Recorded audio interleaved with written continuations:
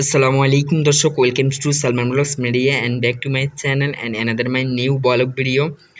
প্রিয় দর্শক, দেশ বিদেশের সকল ভাই বোনদেরকে জানাই পবিত্র ঈদ উল আজহার শুভেচ্ছা। ঈদ মুবারক, ওরফে হাম্বা মুবারক। প্রিয় দর্শক, কোরবানির গরুকে শোয়ানোর চেষ্টা করতেছে আমরা সবাই মিলে। এটিকে জবাই করার জন্য একটু পরে এটিকে শোয়ানো হবে। এইসব দেশি জাতীয় ষাঁড় গরু অনেক শক্তিশালী হয়ে থাকে। আমরা সবাই মিলে চেষ্টা করতেছি এটিকে শোয়ানোর জন্য। আলহামদুলিল্লাহ, অবশেষে আমরা এটিকে শোয়াতে সফল হলাম। অবশেষে এটিকে শোয়ে ফেলা হয়েছে। একটু পরে এটিকে জবাই করা হবে। ইমাম সাহেব হুজুরের জন্য অপেক্ষা করা হচ্ছে। একটু পরে এটিকে জবাই করা হবে এবং ভালো করে বাঁধ দেওয়া হচ্ছে যাতে না ছিটে যায়। সবাই গরুটির সাথে অনেক যুদ্ধ হাসাহাসি করে এটিকে জবাই করার জন্য ভালোভাবে পরিপূর্ণভাবে বেঁধে ফেলা হচ্ছে। তার চারটি পা ভালো করে বেঁধে ফেলা হচ্ছে যাতে এগুলো ছিটে না যায়, কেউ অ্যাক্সিডেন্ট না ঘটে, কোনো ধরনের দুর্ঘটনা না ঘটে। এই কারণে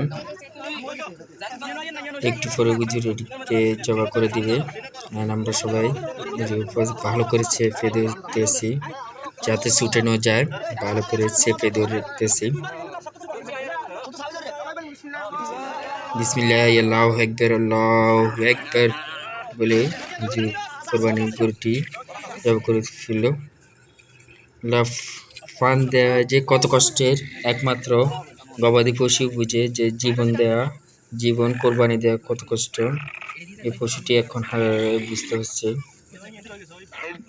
এই গৃহপালিত পশুটি তার জীবন দিয়ে উৎসর্গ করলো শুধুমাত্র আমাদের মানব জাতিদের কোরবানির জন্য। এইভাবে আজকে লাখ লাখ পশুকে কোরবানি করা হবে, গরু ছাগল কোরবানি করা হবে।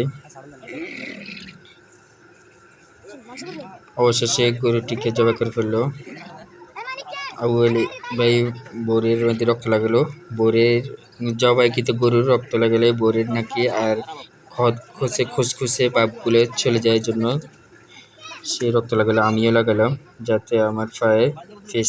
অবশেষে আমাদের গরুটি চামড়া ছড়ানোর প্রসেস চলতেছে। এর মধ্যে চামড়ার 3/1 ছড়ানো হয়ে গেছে। এটি হচ্ছে গরুটির এখনো দম জানে, লাফায় অবস্থা আছে। এখনো গরুটি দম জানে। জীবন দেয়া কত কষ্টের, এই নিষ্ঠুর অসহায় অবস্থান এগুলো বুঝে। এই যে আমাদের গরুটি খালানো হয়ে গেছে, এগুলো আস্তে আস্তে চামড়া ছড়ানো হচ্ছে যাতে চামড়ার মধ্যে গোস্ত লেগে না থাকে, এই জন্য।